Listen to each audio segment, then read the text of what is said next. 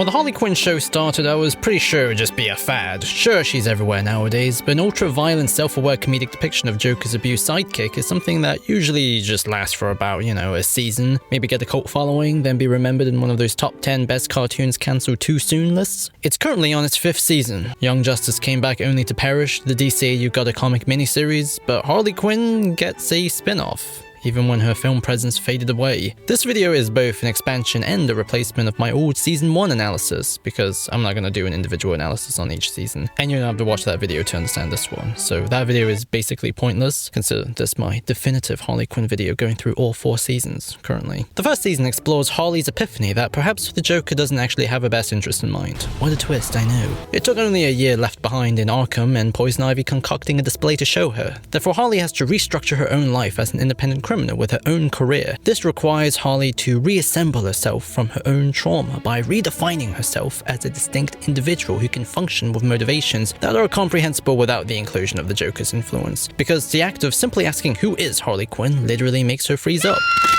The entire transformation is a double entendre. Whereas the show is redeveloping who she is through this psychological journey, as a piece of media, the show is also redeveloping Harley as a pop culture figure. She's not just Joker's girlfriend, she can actually exist independently with her own themes, mythology, and reputation. The show itself is an act of brand building, and unsurprisingly, since this is DC, the animation is more successful than the live-action film. It all leads to an explosive finale where Joker discovers Bruce Wayne as Batman and how much he actually does love Harley. But the idea of regressing sickens her, and Joker wants to remove his only weakness by killing her. So they shank each other as Gotham becomes ruins. The show has the appearance of something that's careless, but there's precision, caution, and layers to everything it does, for the reason that the equilibrium the entire show's tone is built on requires active care when holding itself between both being dramatic and playful, like holding 2 magnets with the same poles towards each other, without being close enough for them to repel each other, while also still remaining in tension. The Harley Quinn show knows that the absurd Looney Tunes violence, where every victim are just meat puppets, creates a base level of nihilism. Therefore, to ask the viewer to care exclusively for the main characters when it's serious requires the drama to be in harmony with themes of nihilism. Thus, loneliness, guilt, trauma, and crippling low self-esteem are the very loud emotions that are used to scream through and alongside the goof. However, at the same time, the world isn't entirely nihilistic because it's an official DC product. Therefore, there's very clear creative constraints in place. The main superheroes aren't depicted like the Seven. Jokes are never really at them, but with them. To think all this trauma from an Antonio Banderas film. No, that's the 90s one. I'm talking about the black and white. It doesn't matter. And they aren't killed in disrespectful ways. As a result, there is a tangible sense of meaningful hope to the world. The heroes will inevitably triumph, not in a dramatic way, but in a playful one, where it feels like the good kids are showing up to stop the bad kids in the playground. This, for me, was the show's most attractive quality. There's a strangely comfortable feel to this universe, where it's not just a parody, but a sincere, light-hearted adaptation with streaks of clever meanness. And it's all in service to contextualize Harley's continual development as she grows beyond the nihilism. The second season is very explicitly divided into 2 halves. The first has a video game-like premise where the villains carve up the remains of Gotham and Harley must take it back, while Batman recovers and the Justice League are trapped. However, the undercurrent development for her is that Harley has to begin to believe in love again. Mr. Freeze dies for Nora, Ivy's fiance Kite-Man grows on her, and this all leads to the second half, where it's actually a love story between Harley and Ivy. Paul Dini and gang weren't allowed to go very far with this back in the day, but in Harley Quinn Season 2, they not only make out in detail, but do it multiple times. And when I mean do it, I mean like do it. While the Joker also finds himself on a new path, where waking up with amnesia, looking normal after a second dip in the Ace chemicals, he finds love with the nurse who saved him,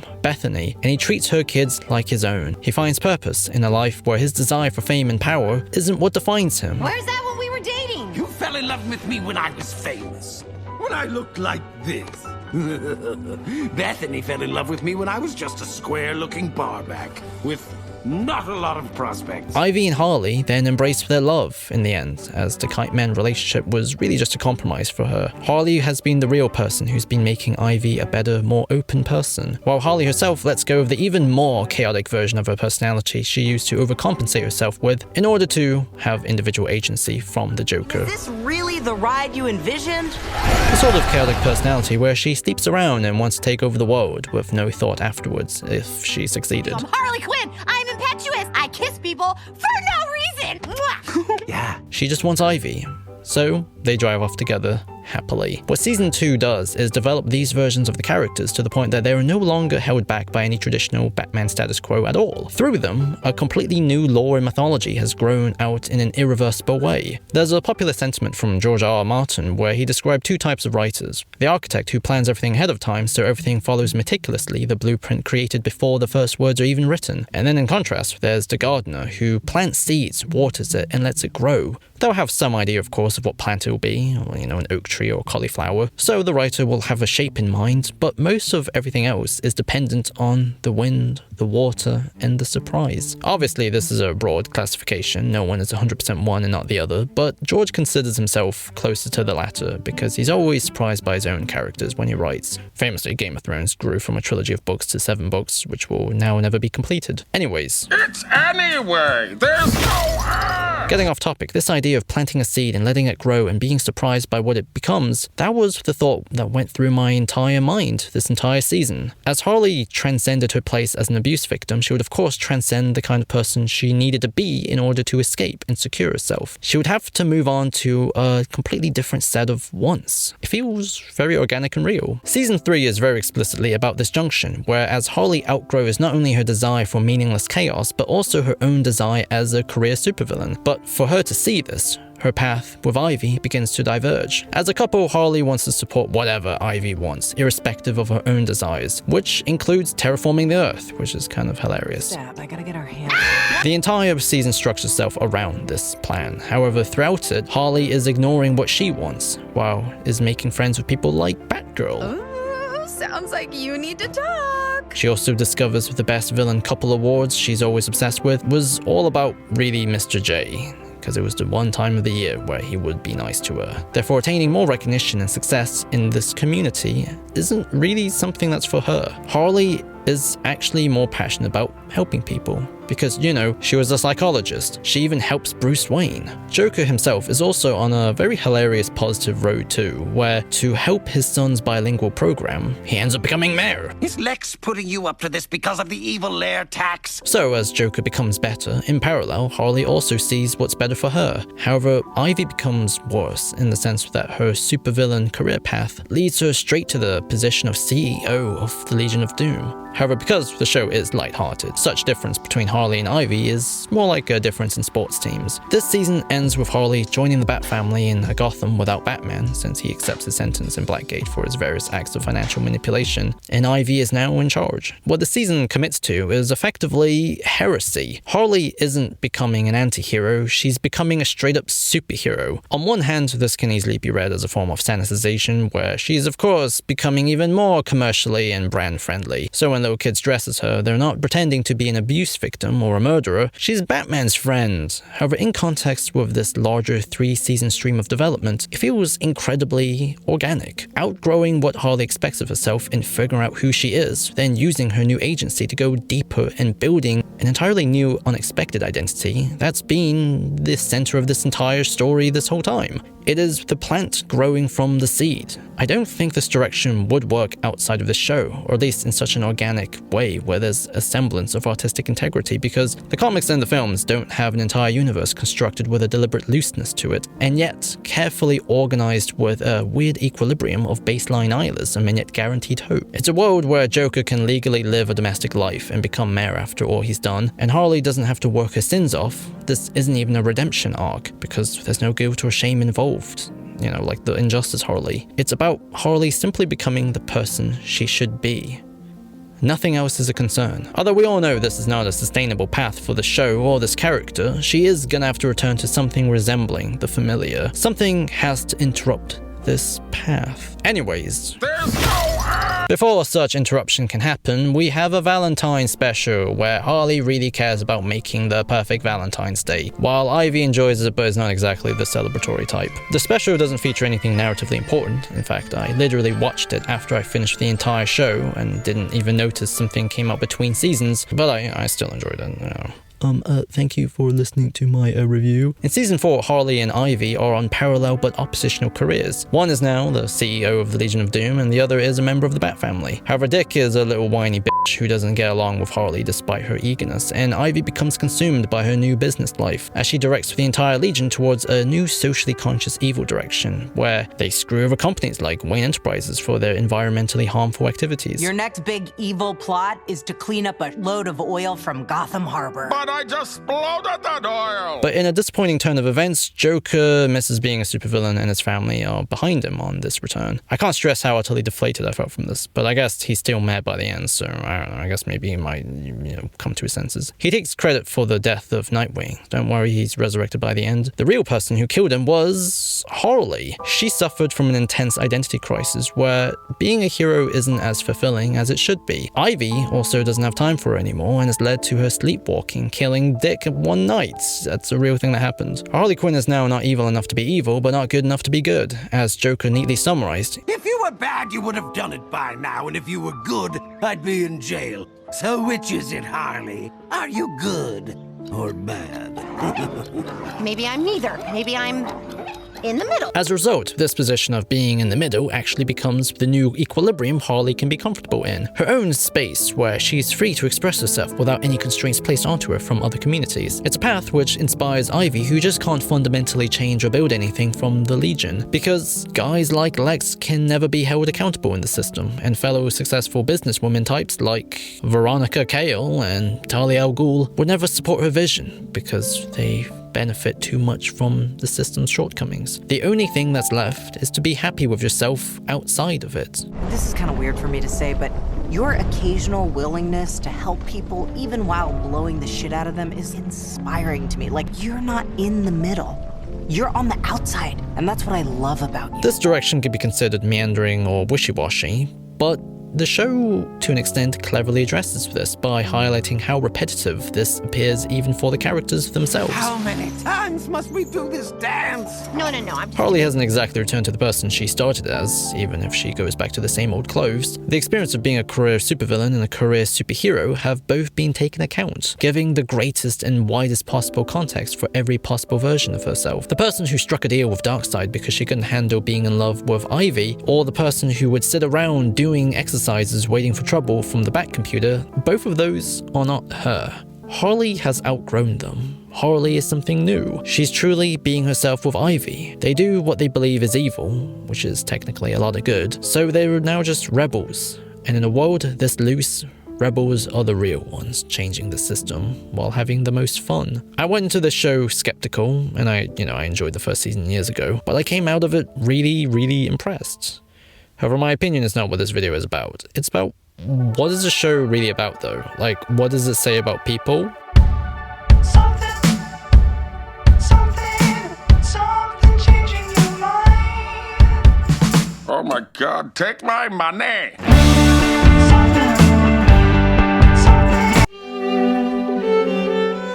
There's a lot of angles to approach analyzing the Harley Quinn show. My initial instincts was to lean into Stockholm Syndrome, which is where hostages develop sympathy towards their captors. Therefore, they often share their opinions and acquire romantic feelings for them as a survival strategy. However, the Joker and Harley Quinn relationship is resolved in like the first season. Furthermore, it's actually more popular to academically examine Harley Quinn relative to histrionic personality disorder, which, as the Journal of Personality Disorders defined, is a pervasive pattern of excessive emotionality and attention-seeking. Individuals with HPD need attention from others to feel good about themselves and are especially uncomfortable in situations in which someone else is the center of attention. They will use a variety of methods to steal the spotlight in social gatherings. They're often emotionally dramatic and excessive, but the emotions have a shallow quality and shift rapidly depending on the responses they get from others. They are suggestible and quick to adopt ideas or opinions expressed by others so as to fit in with the group. I literally just plagiarized my own Mad Love video from back in the day. say for this paragraph. It's amazing. However, the aspect of this very specific show that I believe would be the most interesting to study comes from one of the show's most consistent trends. You see, every single season of the show features an episode depicting a very specific same action. In season 1, we enter Harley's mind to answer who she is. In season 2, a shared memory between Ivy and Harley deepens their relationship in the present, planting seeds for more. In season 3, Harley enters Bruce's mind and ends up helping him mourn. In the Valentine's Day special, Ivy's memory of her favorite Valentines is the climax. And in season 4, the repressed memory of Harley killing Nightwing is what changes her self-identity. As a result, the chosen area of study I've decided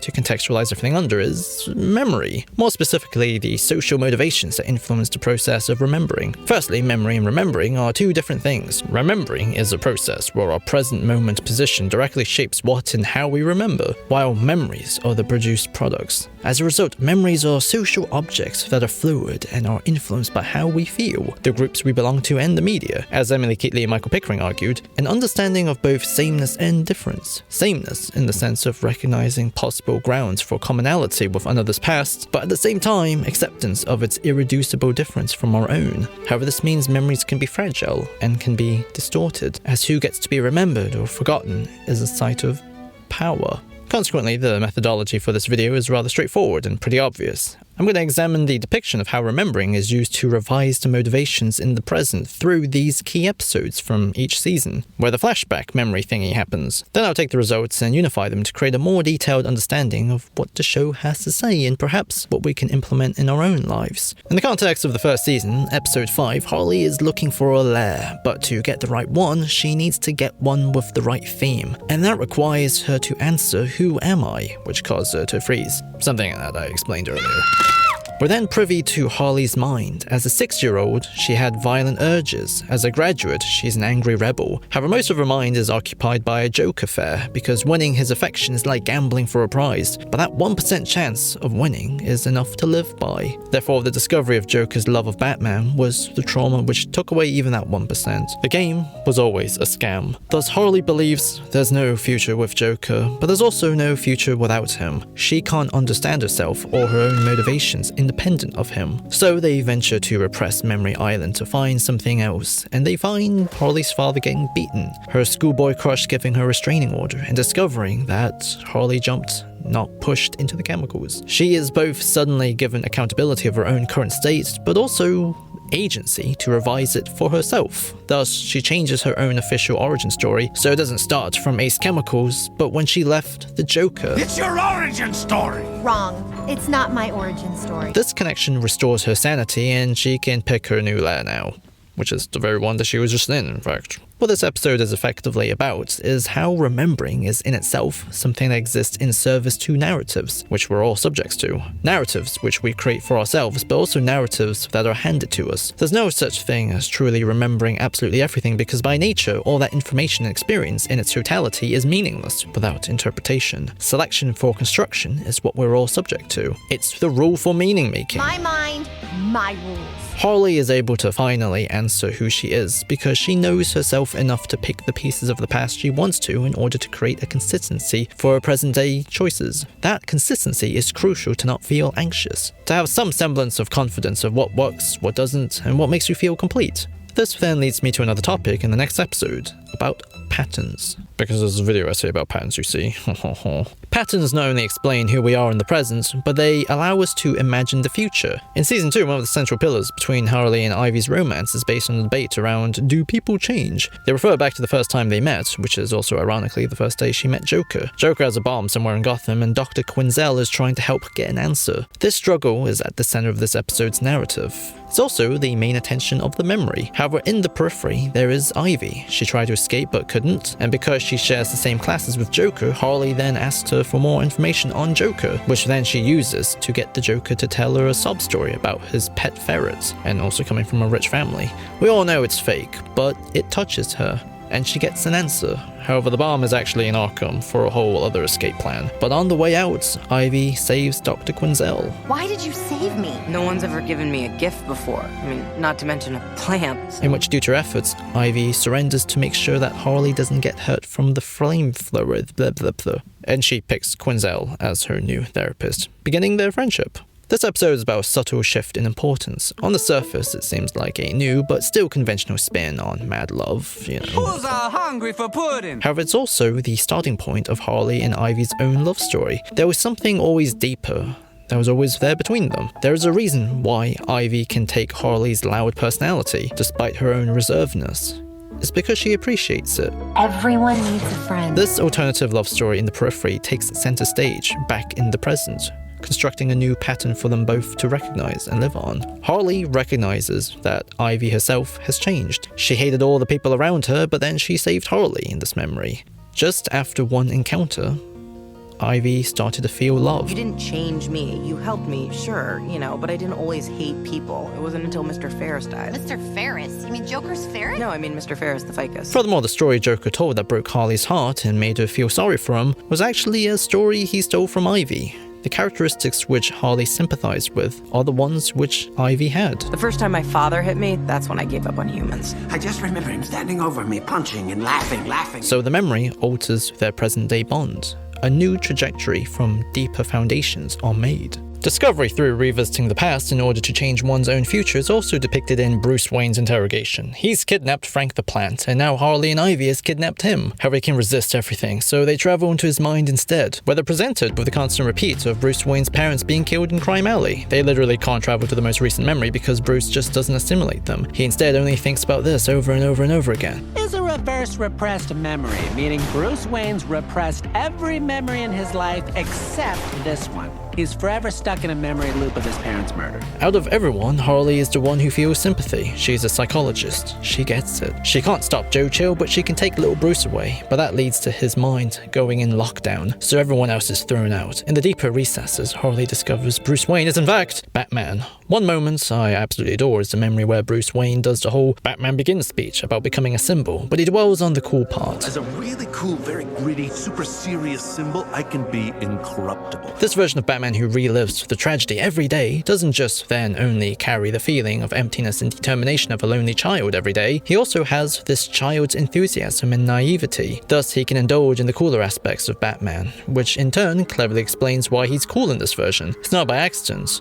It's all deliberate. Alfred, are the ears too big? I think they're too big. As a result, this charisma is one of the reasons why Harley is able to earn something special from Batman. There's a shared enthusiasm that they both get. Harley also learns something about herself, a new joy in not only helping people again with her psychiatric knowledge, but also in crime fighting, because she falls into a memory where she accidentally becomes Robin. The idea of her present self and becoming a more heroic version, successive self, is literally symbolized through her beating the snot out of her younger self. Even Batman thinks she looks good. Costume looks good on you, Quinn. You don't think the shorts are too short? But then Joe Chill returns, and then Harley has to teach Bruce to escape to another memory through focusing on his stored sensory information. It's the last Christmas he had with his parents. This precious moment then earns little Bruce Wayne's trust. But it's complicated by Joe Chill, who's revealed to actually be adult Bruce Wayne. In his mind, he's no different than the man who shot his parents, because on that tragic night, Thomas actually wanted Bruce to attend a shareholders meeting instead. But Bruce not only begged to go to the movies, but he refused the limo and preferred Crime Alley from all the excitement. Everything I do as Batman is to make that one night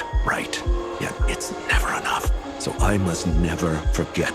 That is my penance, my bat-shaped cross to bear. Moving on doesn't mean forgetting. It means healing. And as your therapist, I promised to help you heal. Harley gives up little Bruce so she can speak with the complete Batman in the present. But as little Bruce asks her not to tell his secret, she promises out of a doctor-patient confidentiality. What they both get out of this is a renewed sympathy for what they are becoming. Batman needs to mourn properly. That little boy for the first time had his hand held. He's been shown how to relive good memories too. He has powers in his capacity to remember something else. Harley accepts that what truly speaks to her is not the criminal passion Joker dragged her into, it's the passion which started it all. They discover something new through remembering together. Discovering something new through remembering together is also literally what happens in the Valentine special, because Ivy reveals to Harley that all this time, when she's trying to make the perfect Valentine's Day, it can't actually beat the first one that they had together, where a socially bubbly person keeping someone lonely company was all that was needed. It is this discovery that diffuses Harley's competitive spirit, and also, she truly then accepts Ivy's disinterest in the extravagant has nothing to do with a failure in her ability to excite her, but what they have is something that is just simply deeper, something different. It's a memory which she already had, but is now refreshed and given deeper significance. And also adjusts Harley's understanding of Ivy, so she knows what really matters in this relationship. What really matters, God, these transitions, is then something Harley is pushed to the brink of in Season 4, Episode 9. In a repressed memory, Harley made Dick a friendship bracelet while boasting about how she saved Barbara before him. He rejects everything. You're not a hero, blah blah blah. She then, without blinking, strangled him to death with the bracelet while repeating, I'm a good guy. Like a malfunctioning robot. I can't stress enough that, Dick is alive at the end, guys. It's okay. However, back to reality, Harley realizes that she can't change. I'm a villain at my core. This memory destabilizes and disrupts everything in the present. However, this doesn't mean Harley is completely repressed, because as her clone, yes, there's a clone, arrests people over the most minor offenses, Harley rejects such an extreme, judicious approach. She believes in sympathizing with the ordinary. Okay, listen, I'd never punish anyone for this jaywalking level crap. I started heroin because I wanted to help people. There is no redemption. There's a loss of self which Harley feels, her subconscious mind tried to alert her to break out of, because what's required in the future she's investing herself into, where she has to respond to change in the world and not kill people. We're heroes. We update records, do paperwork, and stay fit until the computer tells us there's a crime. Is too incompatible with her more proactive outlook. Even when I thought I was doing great, I still killed someone. The hidden nature of this memory is at the fault of how little shared context it has with her present-day identity. It is easier to try and forget it than to try and integrate it within a contradiction. But such integration is successful when Harley accepts her place as an outsider. She can have a new sense of successive self where she won't need to hide parts of herself. F the rules indeed. The different style of remembering the show has shown us are: remembering allows us to select the right moments of the past to construct more understandings in the present. Remembering allows us to find something deeper in the present. Remembering can help us see the difference between forgetting and healing. Shared remembering can help us strengthen our bonds. Remembering can help recover lost or repressed parts of ourselves. All of these shows us that the past is not set. It's an infinite well of meaning that we can return to and get more crucial data about ourselves. All past experiences that is remembered has individual social and cultural elements. Therefore, all memories contain traces of these dimensions of memory. What I think the show's greatest achievement is that it's simply about something. There's not only more to Harley Quinn than just being Joker's abused girlfriend, but there's also more to Harley Quinn as someone who escaped the Joker's abuse. And there's simply more to her than just being Poison Ivy's girlfriend. Harley Quinn represents the experience of outgrowing your own expectations as you look deeper inside yourself. The past is not just the past, like fixed cement, but the past is actually more like wet clay. And if we take the time to look into it with someone by your side, you will certainly unlock a lot more. Our relationship with ourselves is an ongoing process, ever growing. The show, instead of recycling the same beat of Harley Quinn breaking up from the Joker and then ending up back with him and then breaking away again, chose the route of having her break up with the person she was in the previous season. The person who needed to become an independent, career chaotic supervillain to rival her abuser. The person who let go of the chaos so she can love someone. The person who had to let go of the supervillain to become a superhero. And the person who let go of the superhero in order to be herself outside of it all. To conclude this video, I'm now going to read a passage from Strength in Our Scars by Bianca Sparacino, because I just can't get it out of my head, and it's a really wonderful way to encapsulate this analysis that I've just done. And also, I don't have to think of an original conclusion myself. You're gonna realize it one day that happiness was never about your job or your degree or being in a relationship. Happiness was never about following in the footsteps of all those who came before you. It was never about being like the others. One day you're gonna see it. That happiness was always about the discovery, the hope, the listening to your heart and following it wherever it chose to go. Happiness was always about being kinder to yourself. It was always about embracing the person you were becoming. One day, you will understand that happiness was always about learning how to live with yourself. That happiness was never in the hands of others. It was always about you. It was always about you.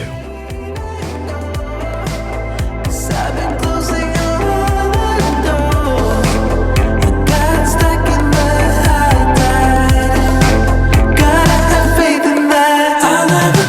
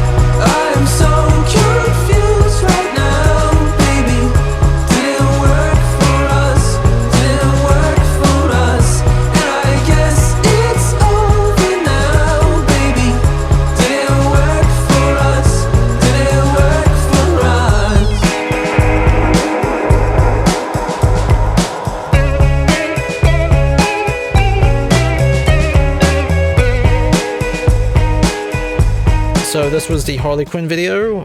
This went from being absurdly fun to write and then extremely tedious by the second half because I was so determined to get this like the week after the Green Lantern video. I'm gonna do hopefully Kite-Man next and then the Penguin show because I've been working on the Penguin show since the first half of that season. Anyways, special thanks to everyone on Patreon. You guys rule.